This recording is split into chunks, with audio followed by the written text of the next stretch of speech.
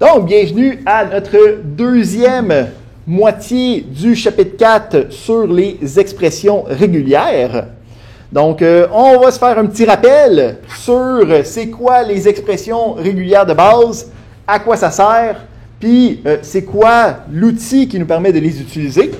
Donc, petit rappel, les expressions régulières de base, ça va être utilisé pour rechercher du texte, donc du contenu de fichiers, à l'inverse du globe qui me permet de rechercher les fichiers eux-mêmes, qui fait de l'expansion de fichiers. Faire attention aussi parce que les règles sont différentes entre les deux, même s'il y a certains symboles qui sont les mêmes. Donc, on a vu la semaine passée ce qu'on appelle les Basic Regular Expressions, donc les BRE. C'est une des normes POSIX. On va voir qu'il y en existe une autre qui est les Extended Regular Expressions, c'est ce qu'on voit aujourd'hui. Donc, c'est utilisé dans plusieurs éditeurs. Aussi, c'est utilisé dans grep, donc l'outil qui me permet de rechercher du contenu à l'intérieur de fichiers. On avait vu qu'il y avait différents symboles qui nous permettaient de mettre des patterns, de mettre des motifs qu'on allait rechercher à l'intérieur de nos applications. Puis, sur chacune des lignes où le motif allait être retrouvé, admettons dans l'exemple de grep, ça me permettait de me faire sortir, de me faire afficher la ligne où le motif avait été trouvé. Donc, on avait vu cette liste de caractères-là qui me permettait de faire des choses différentes. Donc, on avait commencé avec le point qui me permet d'être un caractère de n'importe quel caractère, en fait, là. Donc, que ce soit une lettre, un espace, un chiffre, un symbole. Donc, le point me permet de représenter un caractère quelconque. On avait vu les crochets carrés qui me permettent d'avoir une liste de caractères possibles. Okay? Donc, tant que dans cette liste-là, ça représente un caractère, n'importe quel de ceux-là, on est correct. C'est un des seuls éléments qui est le même quand on travaille avec le globe, en fait. Okay? Le globe a la même fonctionnalité. On a l'étoile qui me permet de répéter de 0 à une infinité de fois un motif précédent. Donc, l'étoile se rattache jusqu'à ce qui est en arrière, puis te dit, je suis capable de le répéter autant que je veux. Faire attention, ça c'est un qui existe aussi dans le globe, mais qui ne fait pas la même chose. On a ensuite le circonflexe, ou le petit chapeau, puis le signe de $, qui me permettent de mettre des encres pour dire qu'il faut que ce soit au début pour le circonflexe de la chaîne, ou le signe de $, pour dire qu'il faut qu'il soit à la fin de la chaîne, à la fin de la ligne que je vais essayer de retrouver. On avait finalement le contre-oblique, ou le backslash, qui me permet de changer d'un littéraux à un caractère spécial. Donc, si c'est un caractère spécial, comme le point, ou le crochet, ou l'étoile, mais que je veux rechercher ce symbole-là spécifique, j'utilise le contre-oblique pour le transformer en caractère littéral. Donc, quand on parle de littéral, c'est que c'est exactement ce qui est à vue. Donc, de manière littérale, c'est ce que ça veut dire. Puis, on a l'inverse, où qu'on a un caractère qui est non littéral. Mettons, on a vu en informatique le backslash n, là, qui est le classique. Donc, le n, habituellement, c'est littéral, mais là, en tant que backslash n, là, ça devient un saut de ligne. Parfait. Fait qu'on avait vu plein de possibilités avec tout ça.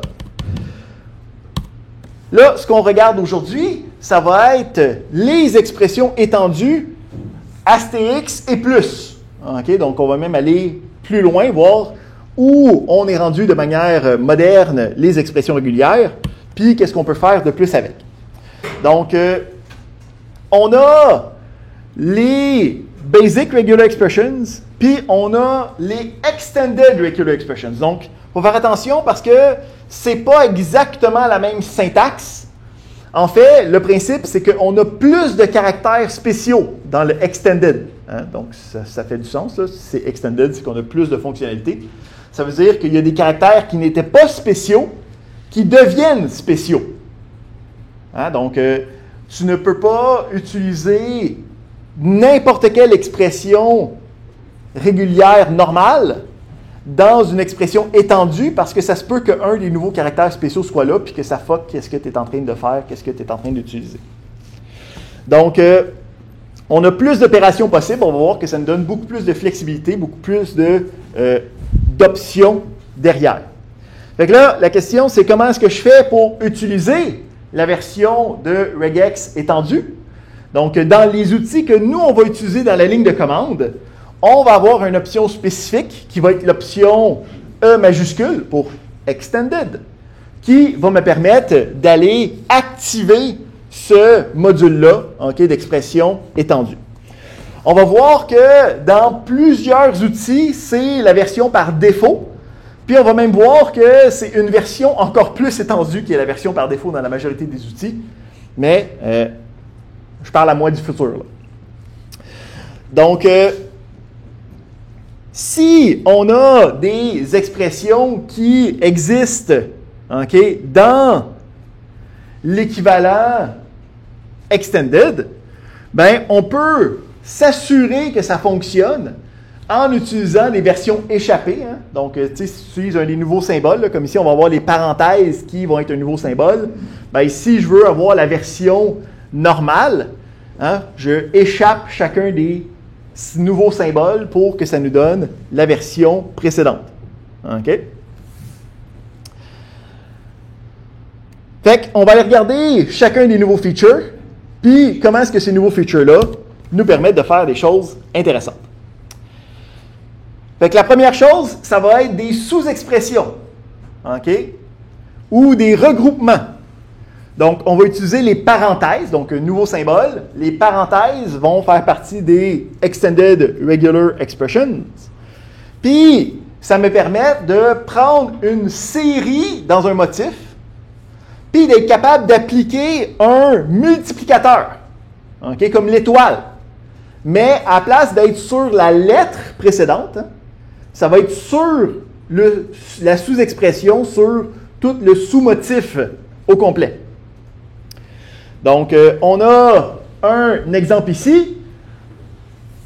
Si on a le grep, on a le tiret E, hein, E majuscule pour avoir les versions étendues. On a le tiret X. Qu'est-ce que ça fait donc le tiret X? C'est que ça rajoute automatiquement le circonflexe au début, puis le signe de dollar à la fin. Hein, ça fait en sorte que l'expression que je regarde, il faut qu'elle fasse une sélection sur la ligne complète. Ça ne peut pas être une partie de la ligne. Il faut que le début soit au début puis que la fin soit à la fin. Donc, si on regarde, qu'est-ce qu'on a ici? Donc, on a HU. OK. On a ENT. OK. Puis là, à l'intérieur, on a les parenthèses. Hein, donc, ça nous fait un regroupement. On a le point I. Bien, ça, c'est des choses que nous, on connaît. Hein, le point, c'est n'importe quoi. Puis, on a le I, qui me dit que ça va être la lettre I. Puis, là, après ça, ce regroupement-là, cette sous-expression-là, c'est là qu'on lui donne l'étoile.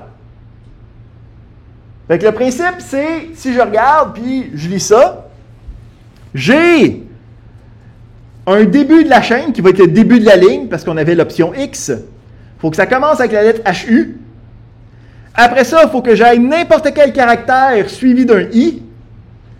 Puis, ce n'importe quel caractère suivi de I-là, je l'ai de 0 à une infinité de fois.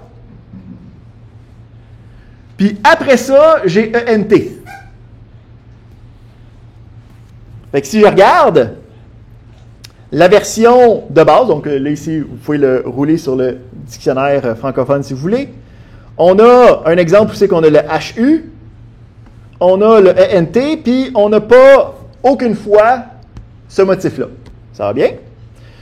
Sinon, on a HU, on a ENT, puis après ça, on a celui avec une lettre et le I. On l'a une fois. Puis si on l'essaye encore, on a le HU, on a le ENT, puis après ça, qu'est-ce qu'on a? Une lettre, un I, une lettre, un I, une lettre, un I, une lettre, un I. Je pense qu'on l'a 4 fois, là, quelque chose. Donc, on a ici le motif complet de la sous-expression, le point I, qui peut être répété plusieurs fois, de 0 à une infinité de fois pour répondre à mes critères. Donc déjà là, le principe de sous-expression, ça nous ouvre un paquet de nouvelles possibilités qui sont intéressantes. On va voir qu'on peut même le réutiliser quand on va parler la réutilisation des sous-expressions. Ça va revenir les parenthèses.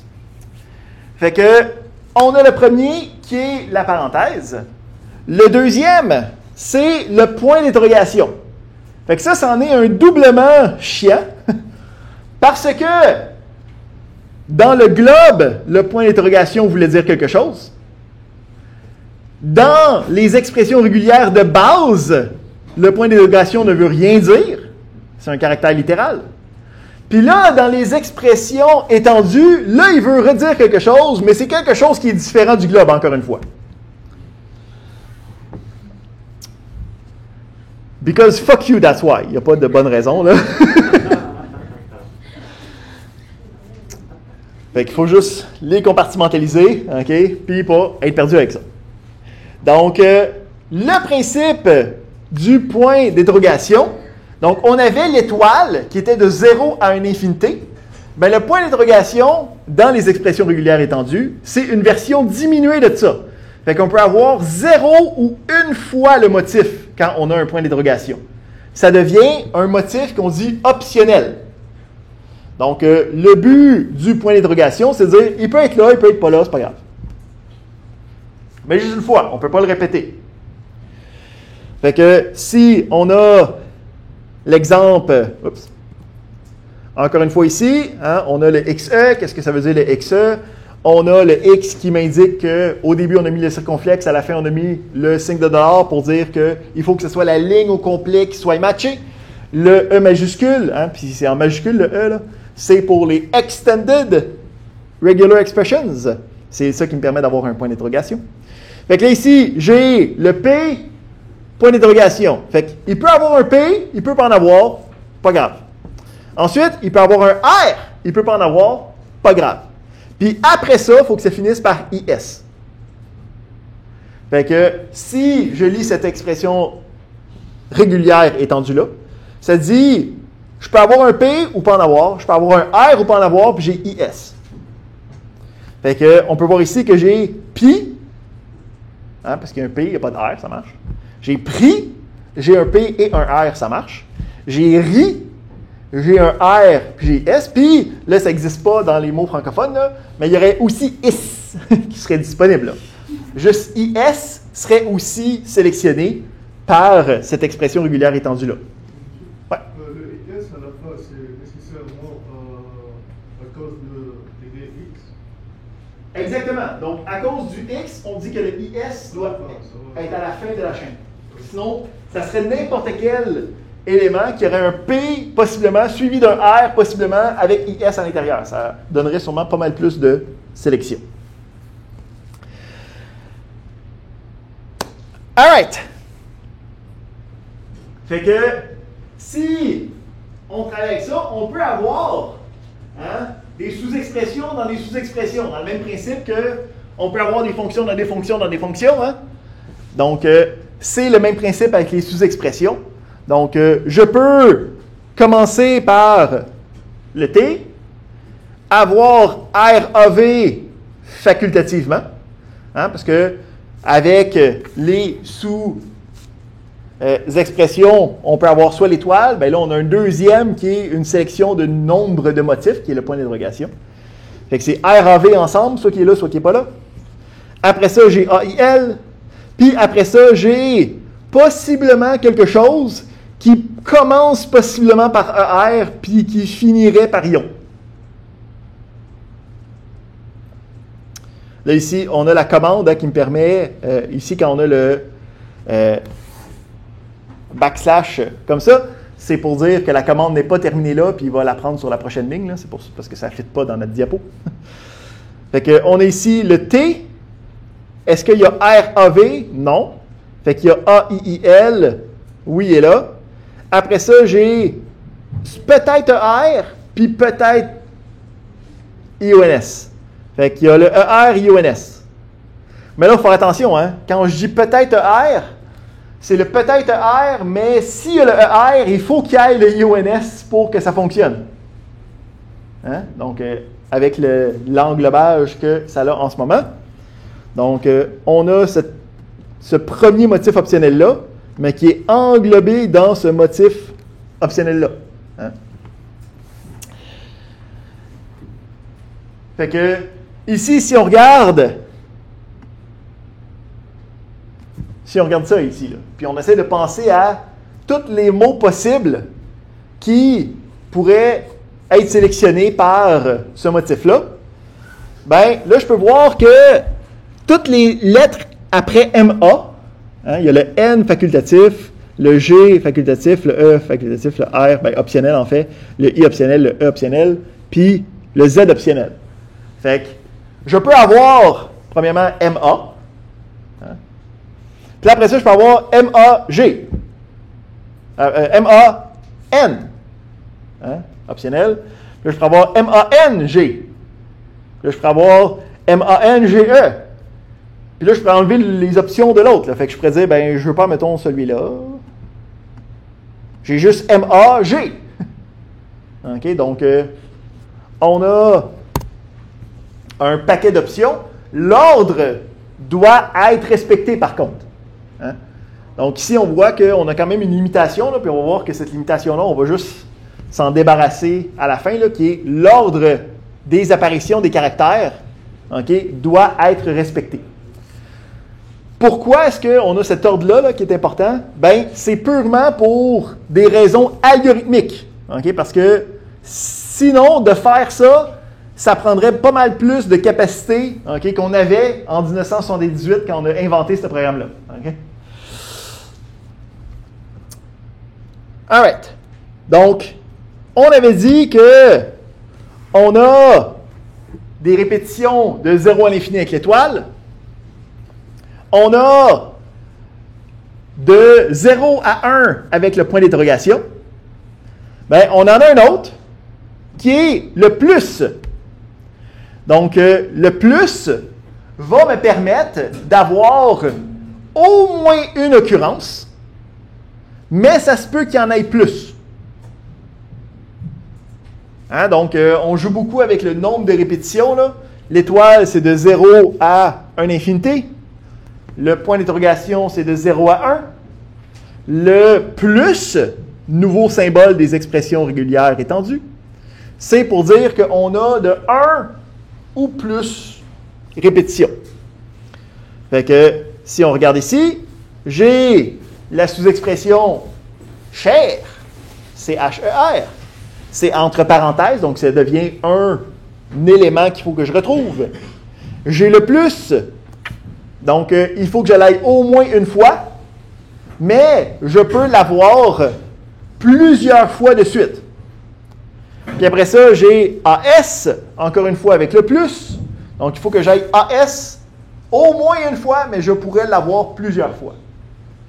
Fait que je peux voir ici que cherchera serait la sélection, mais je pourrais avoir cher, as. Ça marcherait aussi. Là. Mais je ne pourrais pas juste avoir cher, parce qu'il n'y a pas le AS. Hein, puis avec le plus, il faut qu'il y en ait au moins un. Puis encore une fois, l'ordre est important. Hein? C'est toutes les chers, puis toutes les AS. Je ne pourrais pas avoir cheras. Ça ne fonctionnerait pas. Il faudrait, dans ce cas-là, que ce soit juste une sous-expression de CHR, AS, que je pourrais répéter ou pas. Fait que, on a le principe des répétitions, l'étoile de 0 à l'infinité, point d'interrogation 0 ou 1, plus de 1 à l'infinité. Qu'est-ce qui arrive si le nombre de répétitions, ce n'est pas un de ces cas-là? Bien, on a aussi la possibilité de nous-mêmes dicter le nombre de répétitions. Donc, on peut utiliser les accolades, okay? Les éperluettes, là. Donc, ce qui est écrit en Java, là, pour être capable de décider du nombre de répétitions. Donc, on peut avoir entre accolades, donc, puis tu l'utilises aux mêmes endroits que tu utiliserais les autres répétitions de motifs. Là. Donc, accolade avec juste un nombre, c'est un nombre exact de répétitions, j'en veux exactement 3. Si j'ai un nombre, une virgule, puis rien, c'est j'en veux au moins ça jusqu'à l'infini. Donc, ici, notre point d'interrogation, là, c'est accolade, 1, virgule, accolade. C'est synonyme. On aurait rien, virgule, jusqu'à n. Donc, ça me dit, tu peux en prendre autant que tu veux, mais au moins n fois. Bien, jusqu'à n fois plutôt. Donc, n, c'est le maximum ici. Puis après ça, tu as m et n qui dit qu'il faut que ce soit entre 2 et 5, mettons, répétitions. Donc, le principe, c'est que tu as un symbole, c'est exactement. 2 symboles, c'est un intervalle. Puis si tu en enlèves un des deux avec la virgule, c'est que c'est soit 0, soit l'infini. Fait que, on a quelques exemples où je peux aller regarder, je veux 5A exactement. Hein? Donc, lui, ce qu'il va aller sélectionner, c'est cette partie-là de la chaîne. Donc ici, on a utilisé l'option, encore une fois, -E majuscule parce que c'est étendu, puis l'option -O me fait sélectionner juste la partie qui a été sélectionnée plutôt que la ligne au complet où c'est qu'il y a eu la sélection, hein, pour bien me démontrer qu'est-ce qui a été sélectionné. Donc, je peux voir ici que les 5 ont été sélectionnés. Puis, quand je sélectionne un élément intéressant, je dis sélectionne de 3 à 4 éléments. On peut voir qu'il va sélectionner le 4 ici, puis il va sélectionner le 3 par la suite. Donc, il va avoir 2 sélections, puis on va en rejaser un petit peu, là, mais il est avare. Il essaie de prendre la plus grosse affaire possible quand il a le choix. Hein? Parce que là, en tant que sélection, il aurait pu prendre le premier 3, hein? Puis après ça, le deuxième 3, ou il aurait pu prendre comme les 3 premiers caractères ou les 3 derniers, tu sais. Mais il y a des règles implicites qu'on va aller voir dans quelques instants par rapport à ça. Fait que si on se pose quelques questions par rapport à ça, mais avant de se poser des questions, je pense qu'on a le droit à une petite pause. Fait qu'on va prendre une pause de 10 minutes. On revient à E35 pour revenir voir les expressions régulières étendues.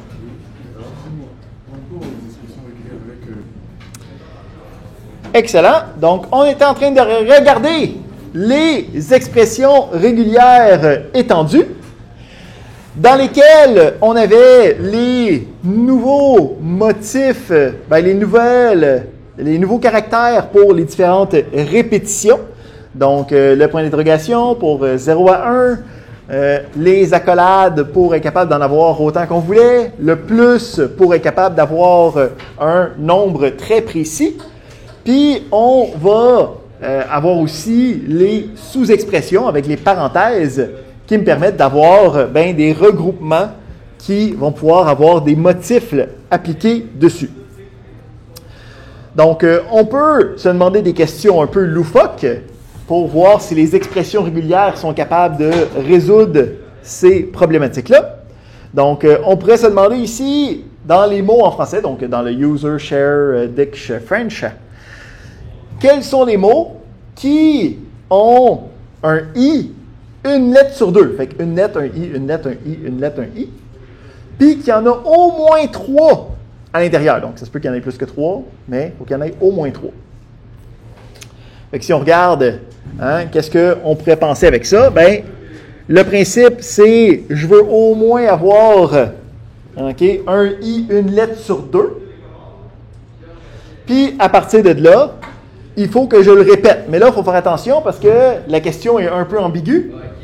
Parce que est-ce que ça va commencer avec un i? Ou est-ce qu'on va avoir le i comme deuxième lettre? Donc, il faut être capable de gérer les deux avec ça. Donc, si on regarde qu'est-ce qu'on peut avoir, fait que le principe, c'est qu'il va falloir un moment donné qu'il y ait un i. OK? Mais ça se peut qu'avant, ça soit un caractère ou soit qu'il n'y en ait pas. Fait que soit que ça commence par un I, soit que ça ne commence pas par un I. Fait que la première partie, ça nous dit soit que ça commence avec un I, soit que ça ne commence pas avec un I. Hein? Après ça, il faut que ce soit un I une lettre sur deux. Hein? Fait que pour que ça soit le principe de une lettre sur deux, il faut que ce soit un caractère quelconque, puis ensuite un I. Fait qu'on a cette prémisse-là avec la sous-expression, le regroupement point I, que je mets en parenthèse pour dire que ça, c'est ensemble. Puis après ça, je vais pouvoir avoir sa répétition. Là, ici, ultimement, je veux en avoir au moins 3 I. Mais là, le principe, c'est que j'en ai déjà un qui est sélectionné au début, hein, parce que c'est soit ma première ou ma deuxième lettre. Fait que cette répétition-là, ce regroupement-là, je veux donc en avoir au moins 2 jusqu'à une infinité de. Fait que je veux en avoir au moins 2 jusqu'à une infinité de. Puis, on va avoir ici le principe de, OK, j'ai possiblement quelque chose, un I ou I quelque chose. Ça se répète. Puis, à la fin, hein, si on a commencé avec un I, on pourrait avoir une lettre à la fin. Là, tu sais, là aussi, là, on aurait le choix. Là, on aurait le droit d'avoir une lettre juste à la fin qui traîne. Fait qu'on a un dernier point pour dire n'importe quel caractère. Point d'interrogation qui me dit, ben s'il n'est pas là, c'est pas grave. Ouais. Est-ce que, comme c'est n'importe quel mot français, est-ce que ça serait mieux de mettre point étoile, point d'interrogation pour dire que n'importe quel caractère peut se répéter, mais il est optionnel, après ça on a I. Le principe ici, c'est, il faut faire attention parce que si tu dis, premièrement, tu ne peux pas mettre plusieurs motifs un après l'autre de répétition. Okay. Hein, fait que tu ne peux pas avoir point étoile, point d'interrogation, parce que ça veut dire quoi?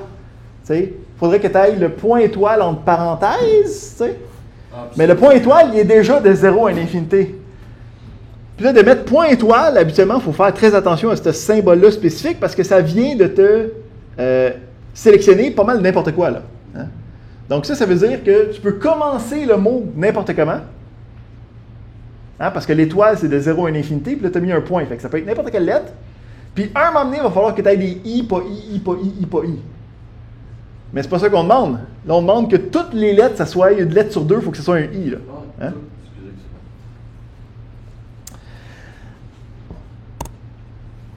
Alright. Fait que, récapitulatif des répétitions. Hein, comme on avait dit, la majorité des symboles de répétition peuvent être représentés de manière avec des accolades. Donc, l'étoile, c'est de 0 à l'infinité. Ou en fait, si tu mets juste une virgule, ça fait la même chose.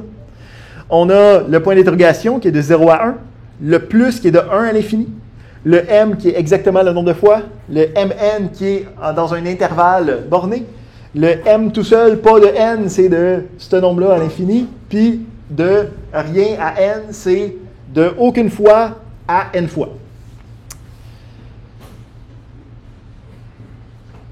Prochain sujet, des expressions régulières. Puis ça ici, en fait, c'est plus global là, que les expressions régulières étendues ou basic. Là, c'est bon pour les deux. Là.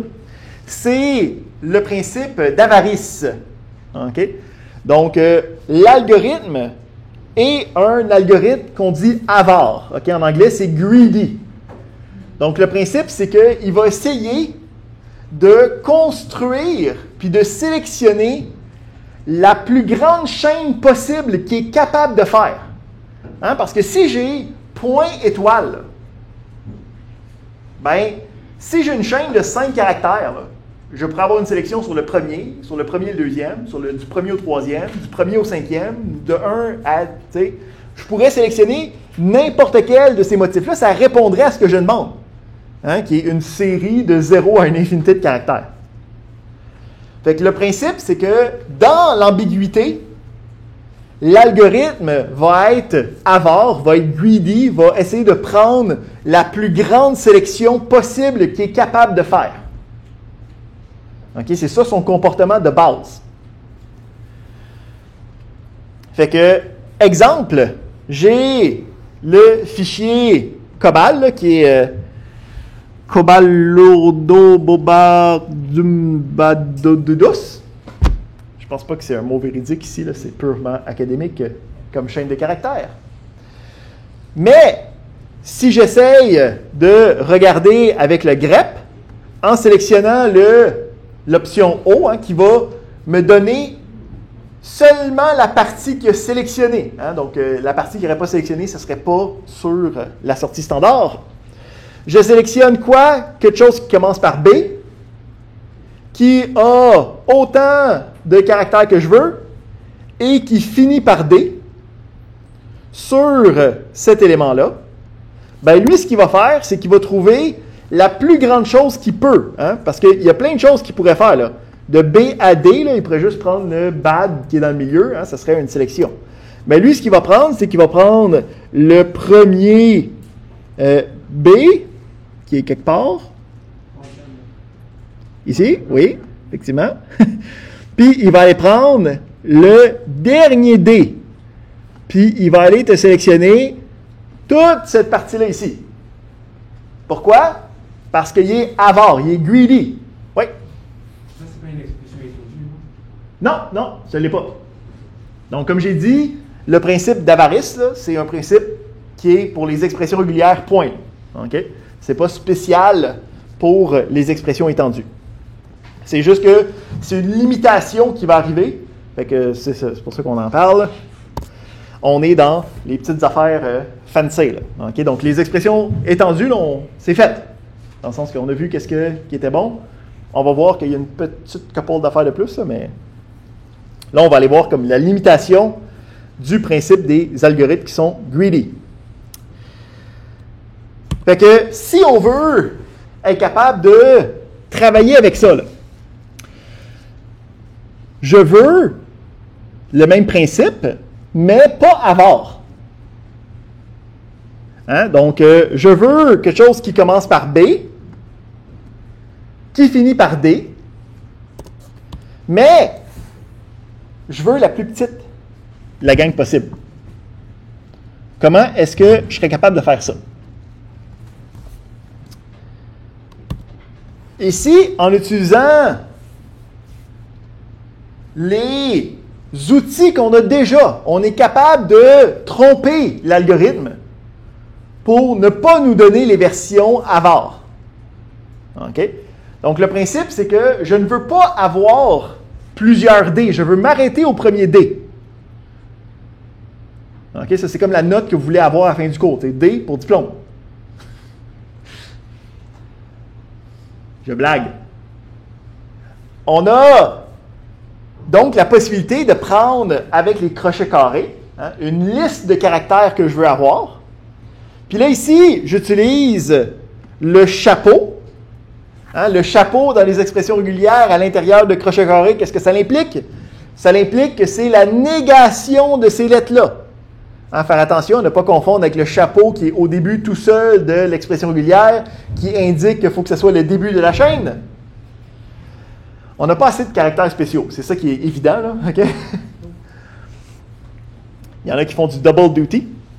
Donc, si je lis cette expression régulière-là, je lis donc, ça commence par B, j'ai le motif d'étoile, donc une série de 0 à une infinité de pas D. Donc, n'importe quoi qui n'est pas D, je peux le prendre. Jusqu'à temps que j'aille un D. Fait que ça ici, ça va casser l'algorithme avare, parce que ça va dire, bien, s'il y a un D, j'ai plus le droit que ça fasse partie de ma sélection.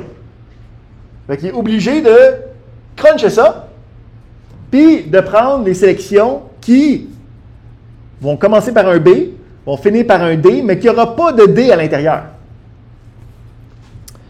Fait qu'ici, on peut voir que ça semble fonctionner. On a balourd, on a bad. Mais là, ici, on a quand même...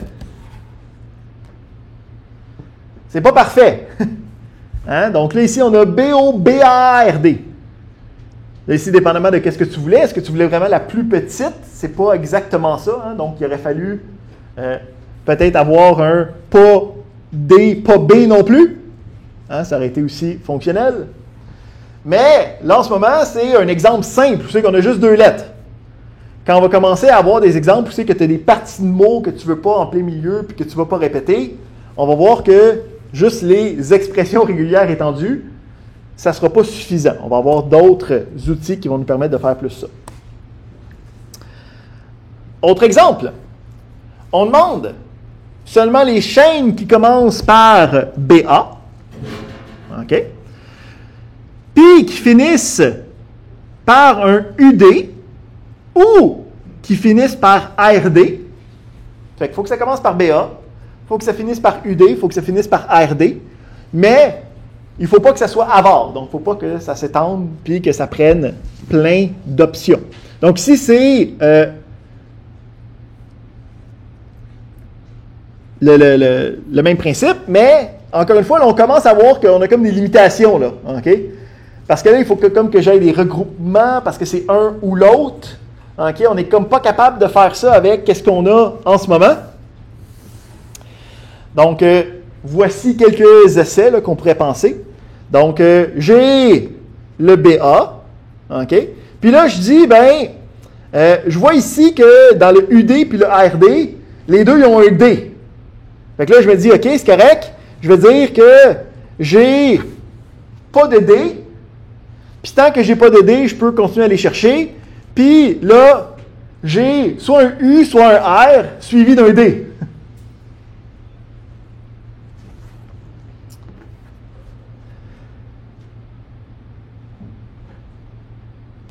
Ça sonne pas pire. Mais, oups, ça sonne pas pire. On a aussi d'autres options possibles où j'ai le même principe, mais là, j'utilise, à la place du D, j'ai le UR, puis là, je finis par le D. Mais comme on peut voir ici que là, puis là, on a des exemples très simples avec juste 2 lettres, là, des variations de 2 lettres. Puis on peut voir que ça nous aurait pris une couple de minutes d'arriver à ça. Là, OK? Puis quand on commence à avoir des options avec plus de lettres, peut-être qu'ils n'auront pas des lettres communes, peut-être qu'ils n'auront pas plein d'éléments qui travaillent avec ça, ça devient rapidement problématique et difficile de construire ce genre de conditionnel-là. Fait que, on a de l'étendue d'étendue. Donc, il existe le PCRE, donc le PCRE, qui est le Perl Compatible Regular Expression. Donc, le principe, c'est qu'on avait vu les expressions régulières, c'était une norme POSIX. Si on vient de voir les expressions étendues qui étaient aussi dans la norme POSIX, il y a une autre gang, OK, qui ont fait le langage Perl, qui ont leur propre standard, OK, qui utilisent la majorité des mêmes symboles, mais pas nécessairement les mêmes règles. Une de leurs règles, en fait, à eux autres, c'est que l'algorithme n'est pas avare par défaut. Donc, il va prendre le plus petit de la gang, puis ça va être ça. Donc, si tu utilises le langage Perl, ça se fait tout seul. La majorité des outils de programmation aussi est basée sur cette librairie-là, puis cette manière d'idée-là. Donc, admettons, quand tu t'en vas dans Visual Studio Code, puis que tu fais des regular expressions, c'est le même principe aussi. On peut l'activer quand on utilise grep, okay, la version GNU, là, qui est avec nos distributions de Linux, avec l'option "-p majuscule". Okay, donc, on n'a pas rien, qui est les expressions régulières normales, le "-e" pour les étendues, puis là, on a le "-p" pour comme un autre système de gestion de l'avarice. On va voir aussi que l'option "-p" va nous donner d'autres options plus fancy aussi. Donc, avec l'option "-p", on peut reprendre le même élément qu'on avait auparavant. Je commence par un B, j'ai des lettres, possiblement, puis je finis par un D. Puis, qu'est-ce qui est intéressant ici, là? t'ai menti. On peut avoir un motif double, mais c'est pas n'importe quel. Le point d'interrogation ici, c'est pas un motif de répétition. Le point d'interrogation ici, c'est pour dire ne prends pas une version avare de l'algorithme. Donc, dans les options du Perl Compatible Regular Expression, qu'est-ce qui se passe ici? C'est que ça dit, prends le B, prends un nombre de caractères quelconque, rends-toi jusqu'à D, puis en passant, cette liste de caractères-là, prends la plus petite possible que tu es capable pour répondre à tous les critères de l'expression. OK? Donc, la série ici de étoiles, point d'interrogation. Donc, ce que j'ai dit était bon. Tu n'as pas le droit de remettre des symboles de répétition à la suite de l'autre. Là, on a un étoile, point d'interrogation, mais le point d'interrogation, c'est évidemment pas le même symbole que celui de tantôt. Hein? Évidemment. Donc ici, c'est pour indiquer qu'il ne faut pas être avare, il faut aller sélectionner la plus petite sélection possible. Ouais. Donc en fait, le point d'interrogation, il tient compte seulement de l'étoile. Exactement. Okay. Excellent. Puis, même principe, on peut régler notre deuxième problème facilement avec cette prémisse-là, où c'est qu'on a ça commence par BA, il y a des choses, on essaie que ce soit le plus petit possible, puis ça finit par UR ou D. OK? Là, je le vois dans vos yeux. Ça vous dit, mais pourquoi est-ce que c'est comme pas de même depuis le début? Ici, c'est que, algorithmiquement parlant, ça, c'est beaucoup plus intensif. OK? Parce que quand on fait de la recherche, on peut comme commencer au début du texte puis faire comme, est-ce qu'on commence avec quelque chose qui fonctionne? Oui. Ben on essaye la prochaine affaire. Est-ce que ça continue de fonctionner? Oui, oui, oui, oui, oui, oui, oui, oui, oui. OK, ça arrête de fonctionner. J'ai la chaîne. Là, il faut être capable de dire, OK, ça fonctionne. Oui, oui, oui, oui, oui. Là, peut-être que ça ne fonctionne plus, mais je ne suis pas certain. Il va falloir aller voir plus tard. OK, là, ça fonctionne encore. OK, en fin de compte, ça ne fonctionne pas. Fait que c'est celui-là qui était le plus petit. OK, donc, ça prend beaucoup plus de capacité, être capable de faire ces expressions régulières-là, les Perl Compatible. Bon, considérant que quand ces algorithmes-là ont été développés, OK, un ordinateur, ça se comptait en Hertz, puis là, aujourd'hui, on est en gigahertz, ben, c'est plus des choses qu'on va voir, c'est plus très perceptible, là, à part à grande échelle. OK? Donc, si tu commences à gérer un fichier, mettons, de 2 téraoctets, là, OK, là, puis d'essayer de faire une expression régulière dessus, mais là, peut-être que tu peux te demander, est-ce que je peux juste utiliser une expression régulière standard? Pas besoin d'utiliser les Perl Compatible, ça va peut-être me sauver une couple de minutes sur ma gestion de mon fichier. All right. On retourne dans les choses qui sont possibles avec les expressions régulières étendues. Encore une fois, Astérix, ce que je suis en train de parler n'est pas à l'examen intra. Hein? On voit juste les expressions régulières de base. Donc, on est capable de faire une alternance. Donc, l'alternance, c'est le symbole que vous avez déjà vu sûrement en logique de programmation, qui est le tube, en fait, le pipe, hein, qui est un « ou » logique. Bien là, ici, on peut l'utiliser de la même méthode à l'intérieur des expressions régulières. Donc, le principe ici, c'est j'ai une partie, j'ai l'alternance, j'ai l'autre partie. OK? Donc, lui, il est capable de dire, ben c'est ça ou ça. Faire attention ici, on va reparler tantôt là, des priorités d'opération.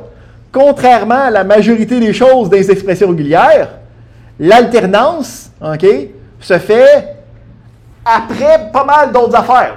Okay? On a testé toute la patente, puis on dit un « ou » après. Hein? Donc, il est capable de tester toute la partie de gauche ou toute la partie de droite. Plutôt que c'est comme, genre, c'est pas O ou U, là, tu sais, là, entre les deux. C'est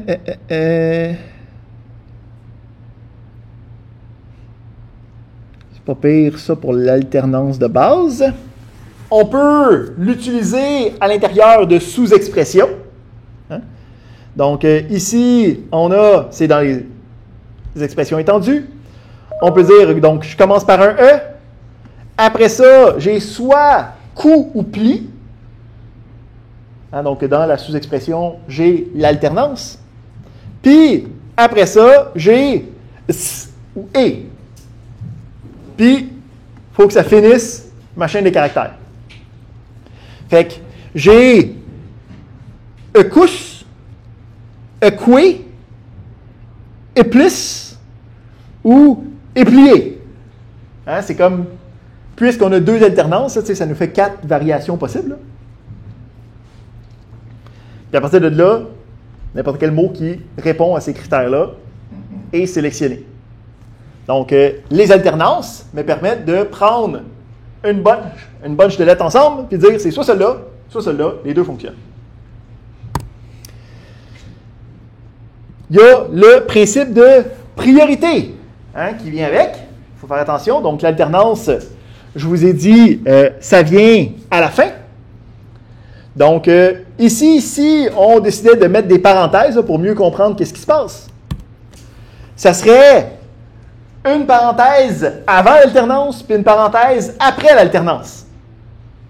Donc, ça serait pro ou TON étoile S. OK? Bien, en fait, TON étoile S, point d'interrogation. Je n'avais même pas vu le point d'interrogation.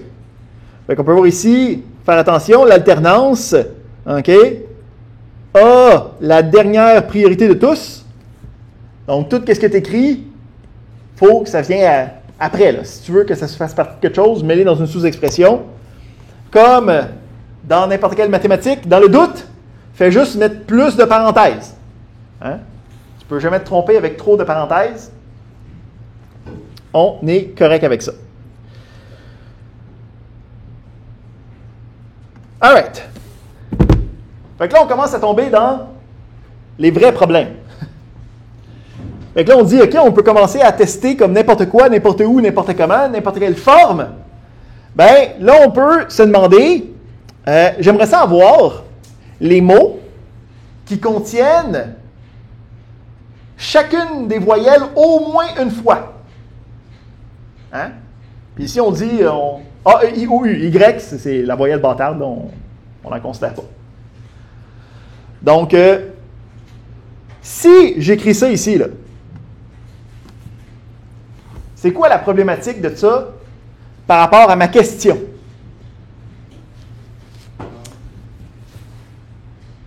Non.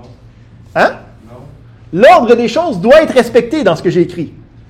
Mais, ça ne sera pas le cas dans la question que j'ai posée. Moi, je veux dire, si tu commences avec un E, puis que tu as un I, puis que tu as un A après, c'est correct. Là. Je veux juste que les voyelles ils soient là. Mais, dans nous, qu'est-ce qu'on a vu? L'ordre était très rigide. Hein? Fait qu'ici, il faudrait que ça commence par le A, que ça continue avec le n'importe quoi, que ensuite ça aille le E, que ensuite ça aille le n'importe quoi, ensuite ça aille, tu sais, l'ordre devrait être respecté par rapport à ce qu'on veut faire. Fait qu'ici, ça ne me donne pas le bon résultat, ça me donne juste les mots, oui, qui ont A, E, I ou U, mais dans l'ordre, A en premier, E en deuxième, I en troisième, O en quatrième et U en cinquième. On est capable, puis il n'y a pas de solution facile à cette problématique-là. Okay? Parce que, comme j'ai dit, il y a des limitations dans le point de vue algorithmique des expressions régulières, particulièrement des expressions régulières de base et étendues. On voulait limiter qu'est-ce qu'on a besoin de faire. Fait qu'on peut essayer de détourner le problème. Comment est-ce que je fais pour détourner le problème? Avec les solutions qu'on connaît déjà. Hein? Les crochets. Bien, même là, si avec les crochets, mettons, tu aurais genre crochet A, E, I, O, U, puis après ça, tu aurais point étoile, puis là, tu as crochet A, E, I, O, U. Qu'est-ce qui arrive si tu as 5 A? puis pas les autres. Hein? C'est fatigant, tu sais, là, d'avoir un concept de contexte, c'est quelque chose qui est très, très, très difficile pour les expressions régulières. C'est vraiment ça, sa limitation. Fait que, avec ce qu'on a vu, on peut tricher, hein, parce que c'est toujours ça la meilleure chose à faire. Encore une fois, c'est une joke, okay? C'est comme le D, le diplôme, là, on essaie d'aller plus haut que ça. On peut utiliser le principe de shell puis de commande pour être capable d'aller faire les sélections de contexte, okay, étape par étape. Fait que, donne-moi tous ceux qui ont A, donne-moi tous ceux qui ont E, donne-moi tous ceux qui ont U. Puis, ce que tu fais, c'est que tu les passes de tube à tube, de pipe à pipe, avec la redirection. Puis, ça filtre à chaque étape ceux qui n'ont pas la voyelle, okay, dans la liste. Ça fonctionne. C'est pas super sur des gros sets de données, cette affaire-là. Okay? Parce qu'il va falloir qu'il retravaille le set de données, puis à chaque fois, il fait juste le ramasser. Oui, il devient de plus en plus petit, ça va de plus en plus vite, mais c'est peut-être pas la solution la plus efficace sur un méga set de données. Mais, une solution qui marche, c'est meilleur qu'une solution efficace qui ne marche pas. Mais on est capable de travailler avec ces problèmes-là. Donc, on va avoir des outils avancés sur les chaînes, dans les expressions régulières étendues, qui vont nous permettre de régler ce genre de problème-là. Donc, on va aller voir plusieurs utilisations avancées de choses, puis après ça, on va revenir à ce problème-là pour essayer de voir comment est-ce qu'on aurait pu le régler. Fait que, première utilisation avancée des expressions étendues. Donc, on a vu le principe de sous-chaîne, hein, avec les parenthèses. Je peux écrire un petit mot à l'intérieur. Puis, à l'intérieur de ces parenthèses-là, je peux avoir plusieurs variations. Hein.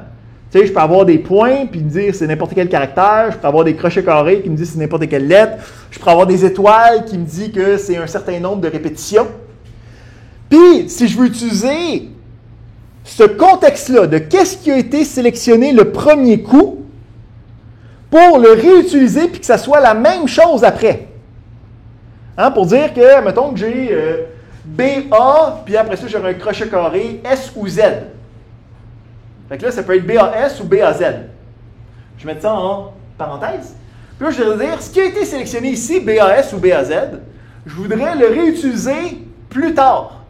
Mais celui-là qui a été sélectionné, pas au complet BAS ou Z, je voudrais que ce soit le BAS qui a été pogné ou le BAZ qui a été pogné le premier coup que je veux réutiliser.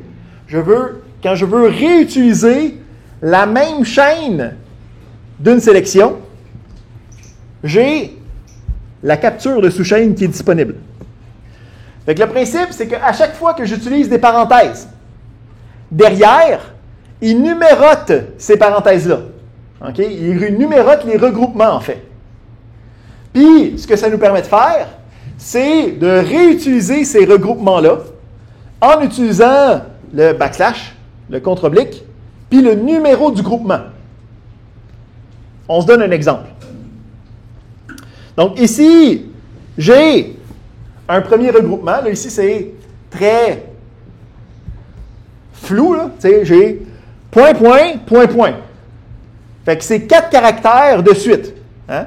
Donc, ça peut être ABBA, ça peut être AZSA, ça peut être espace CBE, ça peut être n'importe quel 4 caractères.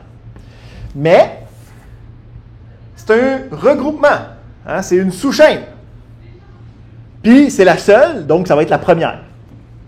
Ensuite, je dis, j'ai point, point, fait que j'ai 2 caractères. Puis, qu'est-ce qui va arriver ici? Le backslash 1 va dire, prends la même chose que tu as pogné, puis remets-le là, les mêmes caractères que tu aurais sélectionnés initialement. Fait que cette expression régulière-là, qu'est-ce qu'elle me dit? C'est, j'ai besoin de 4 caractères quelconques.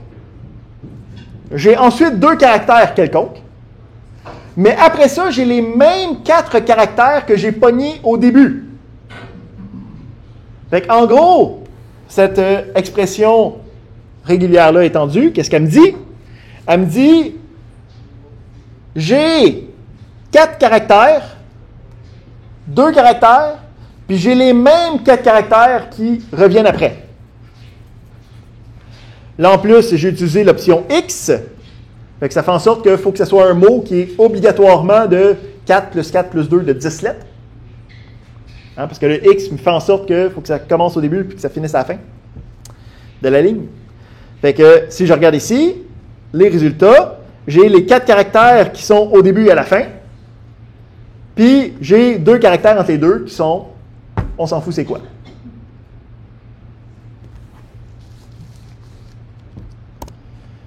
Si on essaie de prendre le même principe, j'ai ici 2 sous-chaînes. Donc, encore une fois, là, c'est des sous-chaînes très fluides, là. Okay, juste 3 caractères, n'importe lesquels. Puis après ça, j'ai /2, /1. Backslash2, /1, en fait. Donc, le principe, c'est que faut que les 3 caractères du milieu se répètent. Puis, il faut que les 3 caractères du début puis de la fin soient les mêmes. Fait que si je regarde quel mot qui a cette règle loufoque, on a entasse, qui est ENT, ça finit par ENT, fait que je respecte ici les 3 premiers avec le 1. Puis après ça, j'ai as, puis as encore, qui respecte le deuxième regroupement, qui est 3 caractères, qui était aléatoire, mais c'est les mêmes 3 caractères, un à la suite de l'autre.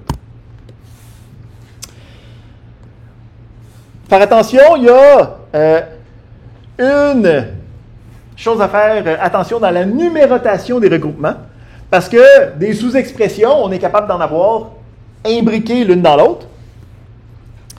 Donc, ici, on se demande comme question, quels mots ont 2 fois la même paire de lettres répétées? OK, fait qu'ici, on a l'exemple, là, gouttelette. Ben, j'ai 2 fois TT. Donc, je vais avoir une lettre qui se répète, puis je veux que cette lettre qui se répète là soit répétée quelque part dans le mot. Fait qu'on peut voir ici que c'est un bon candidat pour mes sous-chaînes numérotées. OK, parce que je vais leur dire, ben, j'ai 2 fois le même caractère, puis je veux que cet élément-là soit répété une autre fois. On regarde qu'est-ce que ça donne ensemble. Fait que ici, je veux avoir le même caractère qui est répété. Hein? Fait que comment je fais pour dire je veux le même caractère qui est répété? Je vais avoir un regroupement qui est une lettre. Puis là, je vais dire répète-moi ce groupement-là. OK? Donc, c'est la manière de faire les choses. Faire attention, on n'aurait pas pu utiliser une répétition ici. Là. OK? J'aurais pas pu dire point accolade 2. Parce que le point, c'est n'importe quel caractère qu'on pourrait avoir plusieurs fois. Là, hein? Donc là, pour dire je veux 2 lettres qui se répètent, ça va être notre parenthèse point suivi du numéro de cette chaîne-là. Mais là, la problématique, c'est marqué 2. Là. Ouais, pourquoi c'est marqué /2? Là? Pourtant, ça semble être ma première. Mais là, il faut faire attention parce que les numérotations se font sur les parenthèses ouvrantes. Fait que ça ici, c'est le numéro 1. Et donc, ça ici, c'est le numéro 2. Yeah. OK? Donc, le parenthèse, point parenthèse, j'ai dit je veux répéter ça, donc /2. Fait que là, j'ai mon regroupement de 2 lettres. C'est les mêmes. Mais là, je veux qu'il soit répété quelque part d'autre dans mon mot. Pas nécessairement tout de suite à côté. Donc, pour dire que c'est pas tout de suite à côté, je peux utiliser le gentil point étoile pour dire whatever. Puis ensuite, j'ai dit retrouve-moi le regroupement 1. Le regroupement 1, c'est quoi? Ben, c'est cette patente-là au complet. qui étaient les deux lettres répétées.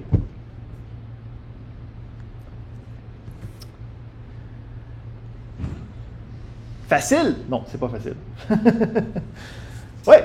Mais par exemple, si on veut deux lettres, si on identifie par exemple deux S, on n'a pas besoin d'écrire deux entre parenthèses deux fois. On peut écrire juste entre parenthèses SS et ça serait correct. Oui, exactement. Ça serait... si on sait c'est quoi les deux lettres. Là. Oui, oui.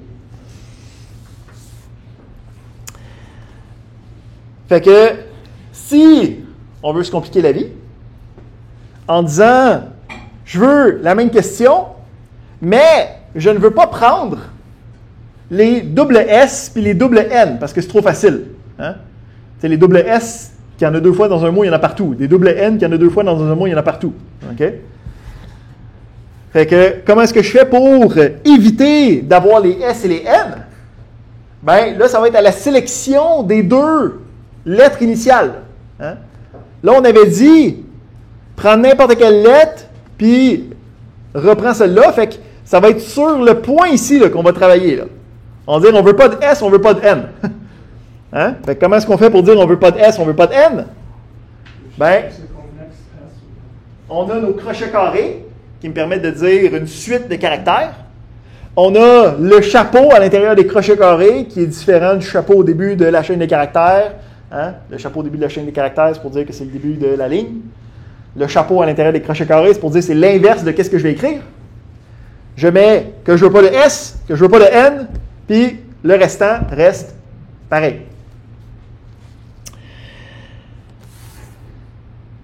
Fait que, avec tout ça, on est capable d'utiliser des outils qui vont nous donner des choses assez intéressantes. Donc, on avait parlé de SED quand on avait parlé de recherche et de filtrage.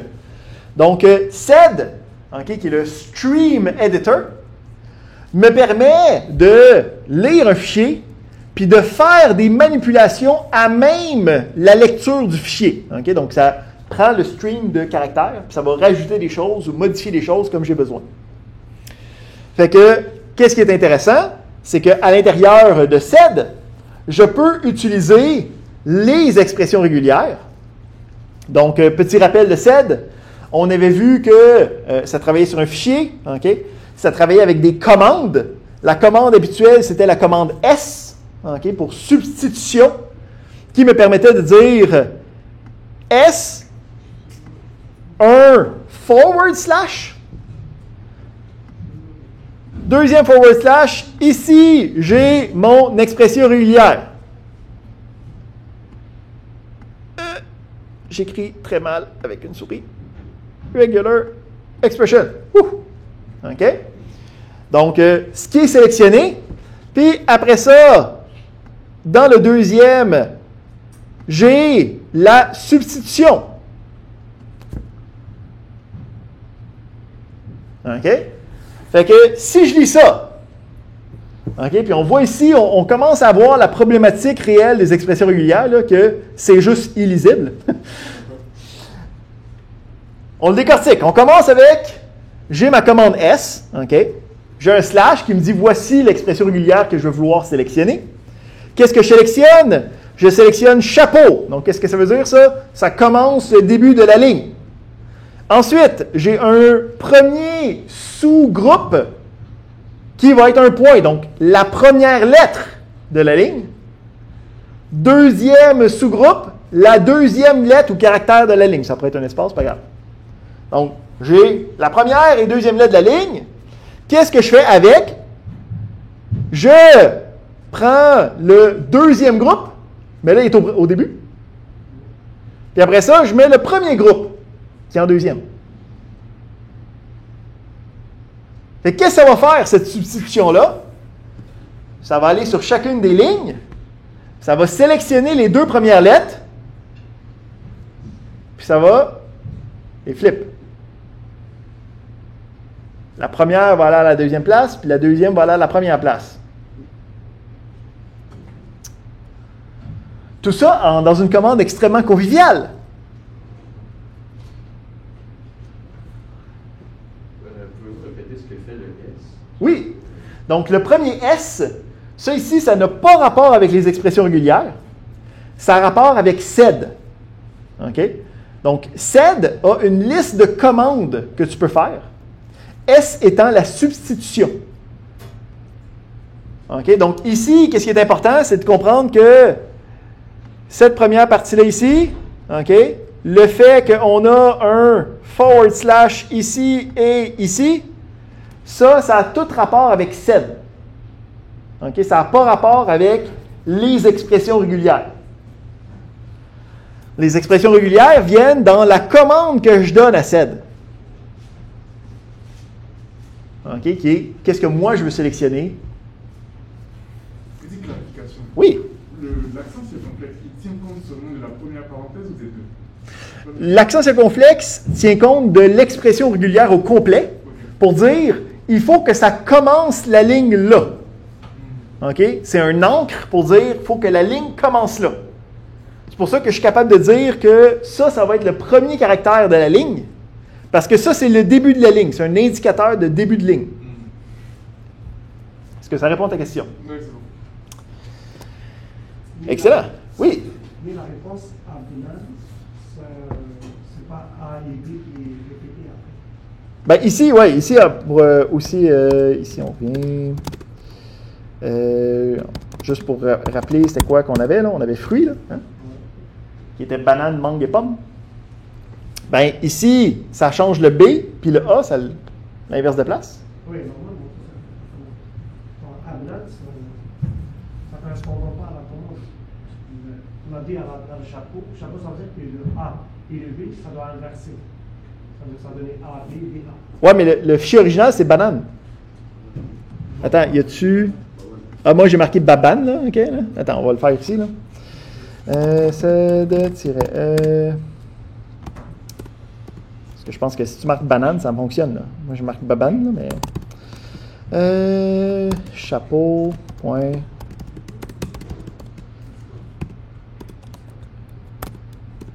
Tiret 1. Fruit. Ouais.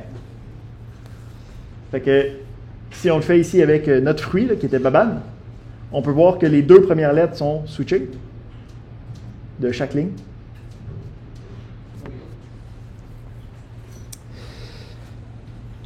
On peut aussi faire de l'ajout avec SED, donc la modification des éléments, ce n'est pas exactement la chose la plus utilisée. La modification in place pour rajouter, par exemple, ça, c'est pas mal un classique de SED. Fait que, encore une fois, là, on ne parle pas directement des expressions régulières, on parle des choses qui sont le fun avec SED. Donc, on peut utiliser l'éperluette, pour faire une représentation de la sélection qu'on a faite, complet, du motif. Fait que, exemple, je dis 8 chiens et 15 chats. Ouais. Fait que j'envoie ça à SED. OK? J'ai dit, je vais utiliser des expressions étendues. Je fais une substitution. Je fais une substitution de quoi? De n'importe quel nombre. Hein? Donc, de 0 à 9 plus, il faut que j'aille au moins un chiffre. Puis tant que les chiffres sont collés, je continue à les pogner ensemble. Je dis que ça, c'est la fin de ma sélection. Je le sélectionne en quoi? Ben, je le remplace par quoi? Je le remplace par étoile. OK, donc le caractère littéral étoile. Éperluette, pour dire toute la sélection. Étoile. Donc, je vais prendre le nombre, puis je vais rajouter des étoiles autour. Puis si on regarde le résultat, c'est effectivement ça qui se passe. Le G à la fin, ça signifie quoi? Oui. Donc, le G à la fin, c'est pour dire que c'est global sur tout le fichier. Ce qui va arriver, c'est à la place de travailler ligne par ligne, il va aller travailler sur n'importe quelle sélection qu'il va être capable de pogner à l'intérieur. Okay? Donc, le principe ici, c'est qu'à la place de faire des délimitations par ligne, il n'y aura pas de délimitation par défaut. Il va essayer d'aller le plus loin possible puis de pogner chacun des plus petits éléments possibles qu'il est capable de faire. Donc, quand tu as des petites manipulations ou des cas où c'est qu'à l'intérieur de la même ligne, ça se peut que tu aies plusieurs sélections, tu aurais le G qui serait utilisé. L'intervalle 0 à 9, ça ça inclut tous les numéros? Oui. Jusqu'à 9. Ça inclut... Ça inclut tous les caractères ASCII entre 0 et 9. Fait que 0, 1, 2, 3, 4, 5, 6, 7, 8, 9. À cause du tiret. Hein? Donc, le tiret me permet de faire une suite entre plusieurs symboles. Est-ce que c'est ça ta question? Oui, oui. Si par exemple, on veut enlever la numérotation des lignes, est-ce que ça se peut? Oui, certainement. Tu pourrais utiliser SED pour dire au début de la ligne, hein, avec le chapeau, les chiffres, puis tu pourrais le substituer par rien pantoute. Oui, le chiffre, c'est-à-dire on fait l'intervalle 0 à 9, ça prend n'importe quel chiffre. Ouais, c'est n'importe quelle série de nombres. Puis là, tu pourrais mettre le petit chapeau pour dire que c'est au début de la ligne, si c'est des numéros de ligne, mettons. Puis là, on peut voir que, tu sais, OK, ça commence à être intéressant.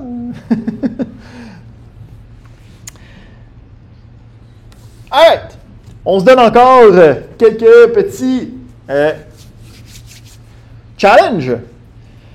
Fait que on veut avoir un mot qui commence par inter. On veut qu'il finisse par O, avec AUX. Puis, on veut aller chercher le milieu de cet élément-là. Hein? Donc, le principe de intercontinentaux. Mais moi, je vais aller chercher juste le continent dedans. Je ne veux pas le inter, puis je ne veux pas le O. Jusqu'à présent, on serait capable d'aller le chercher avec ce genre d'opération-là.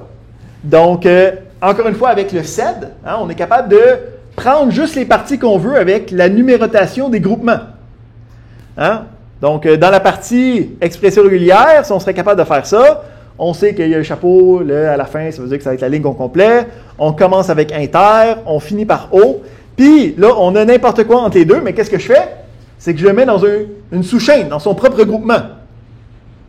Fait que là, cette sélection-là, ça va être qu'est-ce que moi je veux. Fait que je peux ensuite dire, je vais ici le mettre dans le /1. Dans ce cas-ci, ici, le /P, là, c'est juste pour dire affiche les résultats. Là. Donc, encore une fois, ça, c'est des affaires de SED. Ce n'est pas des choses qui nous importent autant que le reste. Donc, d'être capable de reprendre les regroupements, de reprendre les différents symboles, c'est des choses qu'on est capable de faire.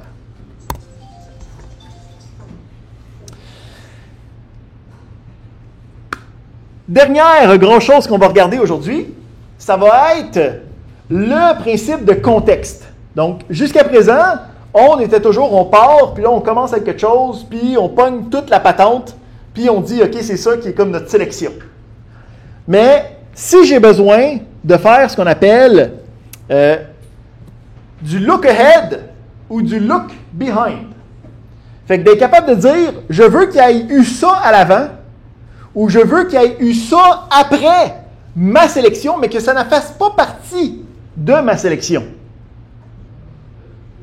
Donc, on va avoir le principe de look ahead, look behind. Encore une fois, ça ne fait pas partie des expressions régulières étendues, OK? Parce que celle-là, sur la computation, c'est vraiment plus intensif. Là. OK? Parce qu'il va falloir qu'il se bouge dans le texte, puis qu'il aille à l'avant, puis à l'arrière, puis qu'il décide est-ce que ça marche ou ça ne marche pas, ou est-ce que ça fonctionne, ou est-ce que tel contexte est établi ou pas. Donc, on a 4 options de contextualisation. Puis, c'est un peu comme le chapeau puis le dollar. OK? Tu peux les mettre à l'avant ou à la fin, dépendamment de ce que tu recherches. Fait qu'on va avoir les assertions positives, les assertions négatives, soit à l'avant, soit à l'arrière. Fait que le principe, c'est de dire, je veux avoir tel mot avant ma sélection. Ou je ne veux pas qu'il y ait tel mot juste avant ma sélection. Ou je veux qu'il y ait tel mot après ma sélection. Ou je ne veux pas qu'il y ait tel mot après ma sélection. Donc, le même outil, la même question qu'on avait à la question précédente, là, qui nous demandait comment est-ce que je fais pour avoir inter puis le O, mais moi je veux juste le mot du milieu. Là. Avec SED, c'est pas si pire, mais avec grep, on n'était pas capable de faire ça, là, parce que ça allait tout nous sélectionner. Quand moi, je veux juste sélectionner la partie du milieu, je peux utiliser, donc, les éléments, si je regarde là, point d'interrogation plus petit égal, avec point d'interrogation plus petit égal, donc, je veux que ce soit positif en arrière. Donc, avant, qu'est-ce que moi je suis en train de faire? Je veux avoir cette partie-là. OK? Donc, qu'est-ce qui se passe en arrière? C'est avant, qu'est-ce que moi j'ai fait? Donc, tu le mets avant ta sélection d'expression régulière. Ensuite, j'ai whatever, hein, qui est ce que je recherche. Puis, j'ai dit après, on ne va pas effacer trop de choses. L'assertion positive en avant, donc après le mot que je suis en train de rechercher. Voici ce que moi je recherche. Je veux AUX. Ça ne fera pas partie de ma sélection. Mais je veux qu'il soit là. Fait ici, avec grep, encore une fois, là, faire attention, là, ça fait partie, ça ici, du PCRE. Okay, du Perl Compatible Regular Expression. C'est pas n'importe qui est capable de faire ça. Mais on a les look ahead, les look behind, positifs ou négatifs. Donc, je veux que ça soit là, ou je veux expressément ne pas avoir ça avant tel élément. Fait qu'avec ça, avec le look ahead, le look behind, on va être capable de revenir à notre question de tantôt, qui était je veux des mots qui ont A, I ou U dedans. Parce que qu'est-ce qui est intéressant avec le look ahead puis le look behind, c'est que lui, il va aller regarder autant en arrière qu'il a besoin. Il n'a pas besoin de faire des choses spéciales, okay, dans l'ordre de ces éléments-là. Fait que ici, je peux avoir un paquet de look behind. Puis j'ai dit, donne-moi quelque chose qui a eu un A, qui a eu un E, qui a eu un I, qui a eu un O, qui a eu un U, puis qui a quelque chose d'autre. Puis, dans ce cas-là, chacune de ces conditions de contexte-là n'ont pas d'ordre. Okay? Donc, ça ne dérange pas. Tant que le contexte est établi, qu'il y a eu un A avant, qu'il y a eu un E avant, qu'il y a eu un I avant, qu'il y a eu un O avant, puis qu'il y a eu un U avant, lui, il va être content. Fait que ça me permet de sélectionner tous les mots qui ont A, E, I, O, U à l'intérieur.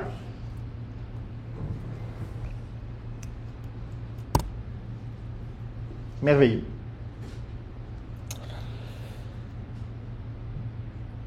Ça ici, c'est un quand même aperçu de ce que les expressions régulières sont capables de faire. Si, admettons, on s'en va sur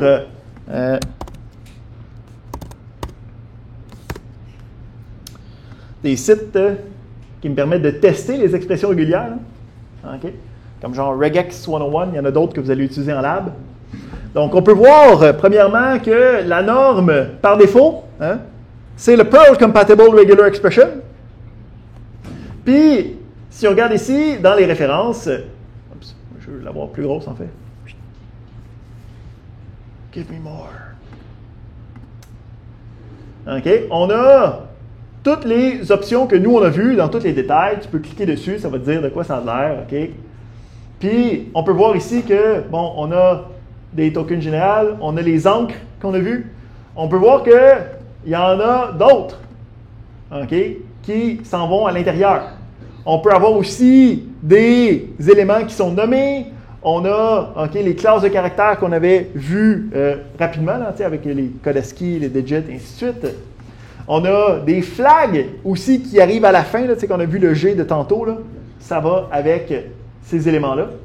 Puis, on peut avoir même des substitutions des fois dans certaines expressions régulières. Donc, il y a un paquet d'éléments que on est là, mais on n'a pas tout vu la minutie de toutes les options possibles, surtout dans les Perl Compatible parce que nous, on s'est focusé sur les expressions régulières de base, POSIX, et les expressions étendues POSIX. Donc, on peut aller plus loin, OK? Donc, il y a des options de plus, là, comme la réinitialisation. Tu peux nommer les sous-chaînes. À la place de l'avoir 1, 2, 3, 4, 5, là, tu pourrais donner un nom que tu pourrais réutiliser puis que ça soit un petit peu plus lisible, parce qu'on va se le dire, c'est plus ou moins lisible. Il y a des structures conditionnelles, OK? Il y a du backtracking qui va aller chercher des informations de d'autres éléments contextuels préalables. OK? Il y a plein de choses qu'on peut faire loufoques avec les expressions régulières. Comme d'habitude, il y a des XKCD qui sont toujours gagnants par rapport à ça. On va le mettre plus gros là, pour voir qu'est-ce qui se passe.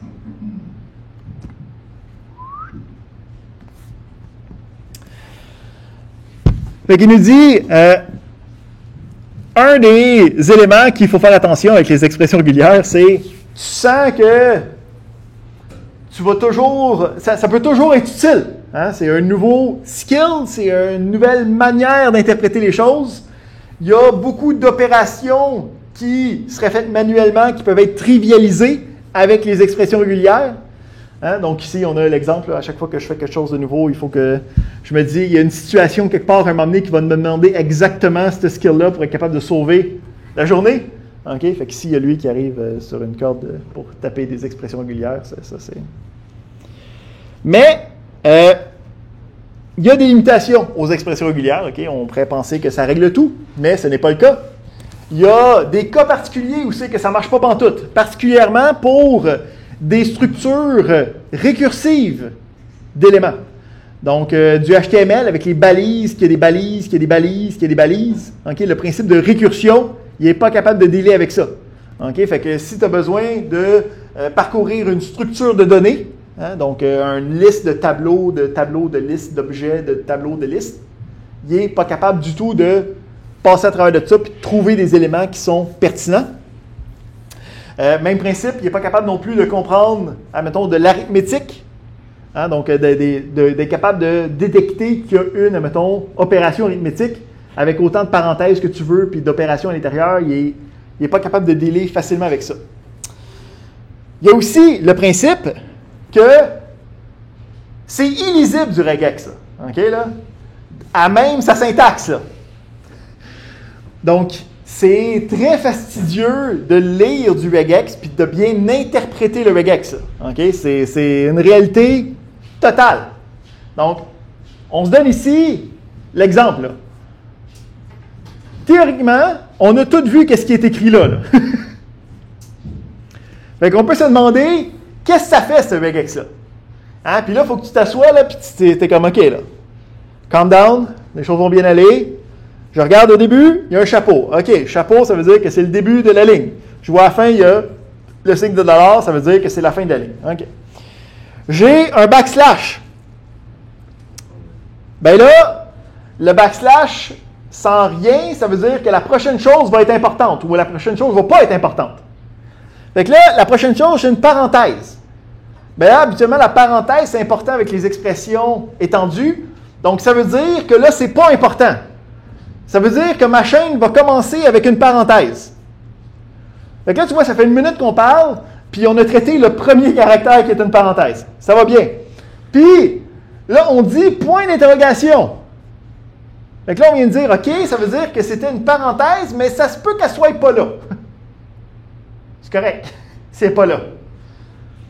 OK, on continue. On a le /d. Donc, le /d, c'était une classe de caractères pour les digits. OK, comme on avait vu le crochet 0 à 9, là, /d, c'est la même chose.